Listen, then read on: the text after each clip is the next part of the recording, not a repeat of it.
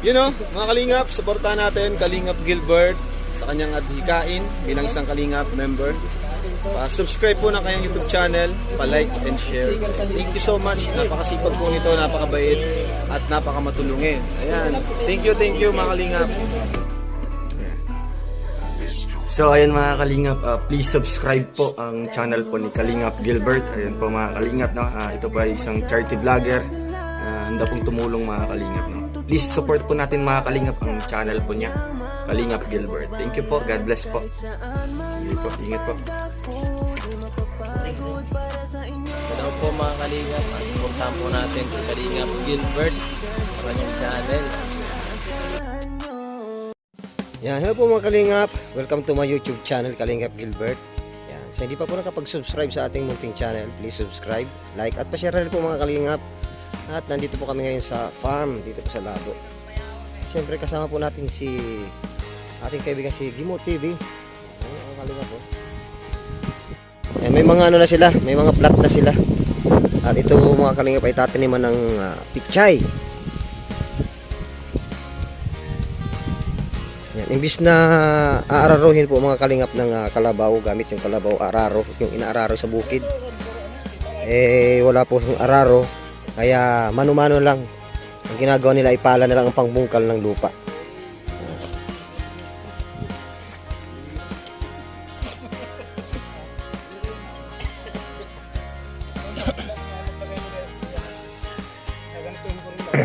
Ito si Ron. Ron, nagtatanim dito, pichay talaga no? Pichay. Alfonso. Yung nabunga ng Alfonso? Yan. Kumagay pala. Pala na lang ang pangbungkal ng lupa at walang kalabaw. Malambot Oo, malambot naman. Ganda lupa. Taba. Maganda dito ang pichay. Maganda ngit, medyo nag-uulan-ulan.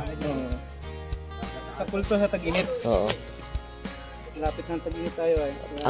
Ang gulay pati natin ngayon ay mahal Mahal na ngayon. Kakalibre na sa gulay. Meron pang pangbenta. Pangbenta pa. Oh, may pambigas pa. Libre na sa gulay, may pambigas pa. Kailangan po talaga mga Kalingap, binubungkal yung lupa para yung pichay pagtanim hindi na puputol yung puno niya kasi medyo yung puno niya, malambot. Kaya dapat yung lupa medyo pipinuhin pa yun eh. Pipinuhin pa na ron. Tulad dun kabila mo. Ayun, pinatipan ng ano. Yung may trapal na yun. Ganyan na lahat to. Lalagyan ng ano. Plastic. Maganda ito kasi medyo walang puno ng nyog. Kaya buwelo yung tanim. Yung pichay na lumaki. Kasi pagka merong mga saging-saging nyog, hindi maganda ang gulay yung pichay Ron. Saka pag nag-uulan yung dahon niya na bubutas-butas Kailangan kasi sa pichay, lantad sa araw. Oo, dapat tagalantad. Pag tinatanim talaga yung tag-araw. Oo. Dilig-dilig na lang Kaya lang yung may mga hype dito, may mga aso, bantay na lang May dito may pato, may kambing, may manok. Kukulong ko na. Kukulungin. Babakurin ko to. Itong pipitsya na ito. Babakudan mo, tama. May lambat ako doon. Oo. Para hindi mapasok ng mga hayop Kasi dati nagtanim kami dito, ubos ng hayop. Yung manok lang, ubos yan ng manok, Manok talagang hindi anong manok yan. Oo. So, dapat talaga may bakod.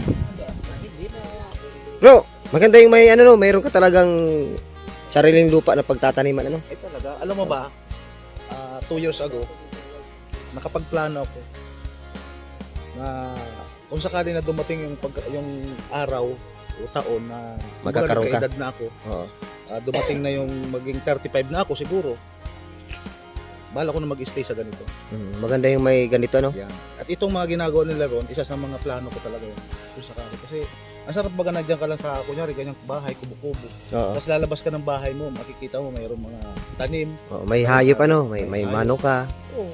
Kaya pag sinabi ng anong ulam natin, ano kaya hayop na yan, no? Oo. Diba? Gulayin natin. Gulayin natin yan, oh. Kaya the best talaga, di ba, bro? The best. Sa akin, yung lupa namin sa probinsya, wala nang mga hayop. Puro tao na andoon. Puro tao na. Wala na. Ginawa na simenteryo eh. Hindi na pwedeng taniman ng gulay yun. Hindi na pwede. Hindi pwedeng taniman din. Oo. Kaso ang ilalagay mo, anong para... Wala nang kakain nun. Maganda pati yung tubo nun. Oo, mataba. Di na kailangan ng fertilizer. Tapos yung ilalim mo. Ay, grabe. Tama.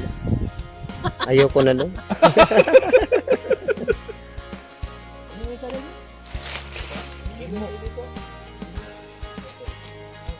Ano? Lagay din natin dito sa sako ha, dadaan. Oh, di mo. Ano yan? Hugasan natin sa ilog. Oo nga, ipasok dito pag ganyan ganyan sa Wala ng ugat. Sa ilog na. ilog na. Sa ilog.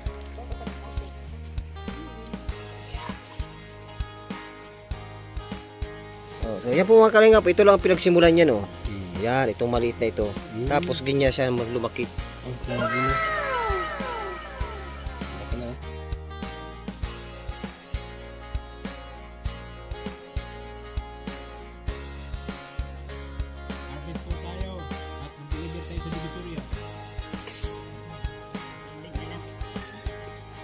Ah, ito yung tatlong linya lang. Oo.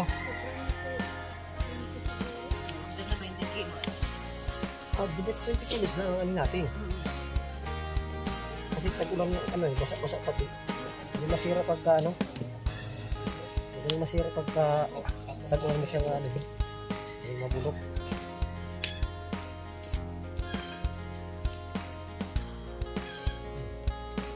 Oh, ang laki oh.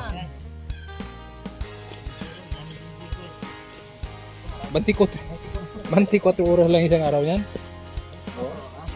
Pitong araw sa isang linggo? Hindi na yan. Tapos sa limang araw ay may lima.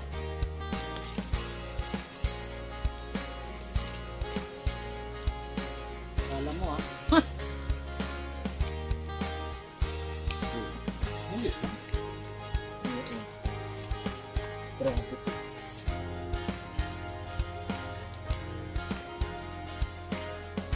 Maliit na babae. Susa na pa kasi ano. Malaki.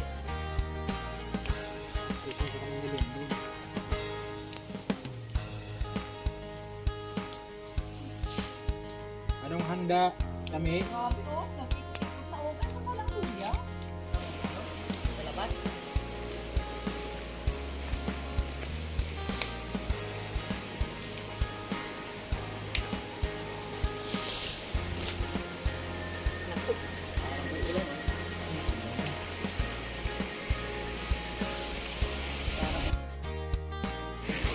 Yan.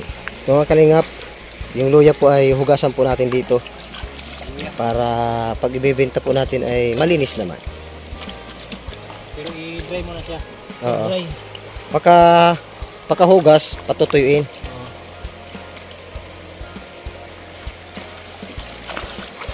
Lawak mga kalingap ng ilog oh.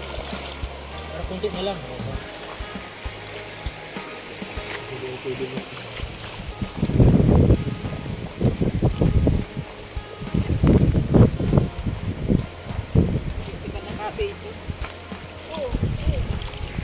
Ganyan lang pala yan. Di isa-isahin pa yan. Sesel eh. Sesel. Pero kunti na lang siya. Tikbas ka rin kami.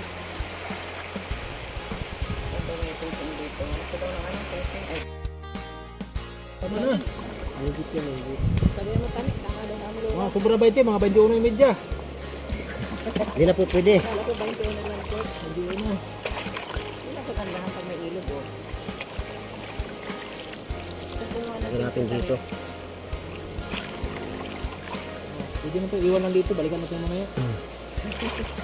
Mamaya ano na yan. Nalinis na. Dito. Doon medyo sa ano, doon sa mga ano, mataganan. Parang nagkakabod. Yung pag-irik. Pero ganyan ang pagkakabod. Hindi na naranasan. Ay, Hindi na ganyan yun. Malapit na. nagkabod ako sa Prakali eh. Malapit na Santa maranasan. Rosa. Lilinisan mo yung lupa. Santa Rosa Sur. Hindi ka ginto. Uy, baka may ano dyan. May ginto. Treasure. Yun. Bumigat ba? Bumigat. Nadoble. Nadoble ng ilang kilo. Yan.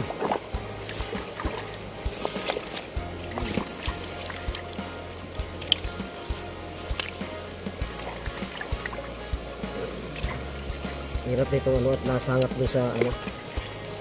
Nasa, uy. Nabawasan di. Yan. Ito. Ito yung pinaka ano. Pinakaaligi. Pinakaaligi ng ano, alimango. Dami. Ano po ito? Di ba ito yung native ano? Mababasa ko. Native pa lang yan ha. Native po yan. Di ba kami na tanim ng kapaan nitong Henry? Hindi yan giant. Oh. Hindi. Lalo na kung paako ang ano. Tinanim. Tanim.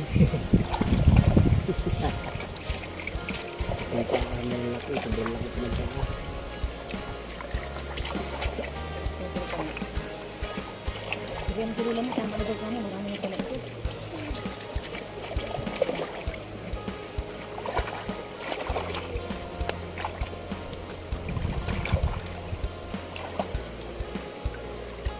Kasi pag dito nilinisan, mahina sa bintahan.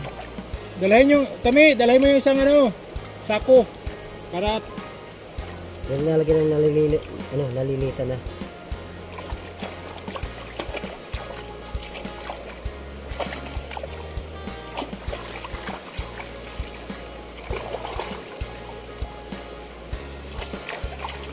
Kagandahan dito may source of water. Lapit sa ilog.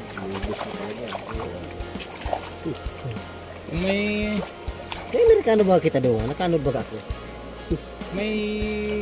karwas di dalo lang ito. Ay, oo. Yung ano, pang karayat. Bilis lang ito. Ay, oo. Liha mo lang ito.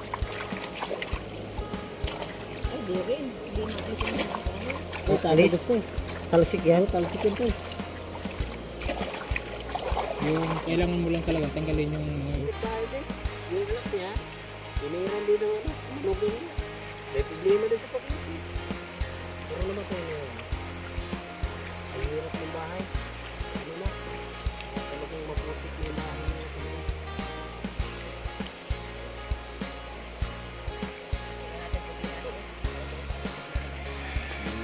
Ito yung problema natin. Magdagdagan pa yung problema natin. Hirap na natin sa buhay.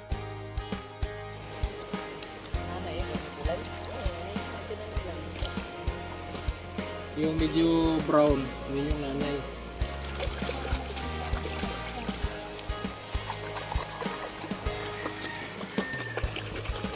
Yan, malinis na po mga kalingap po. Pwede nang ibenta. Ang kilo po dito sa amin ay 100 ang isang kilo ng luya. Ngayon, baka po magandang pagkakalinis namin, mga 101 na ito.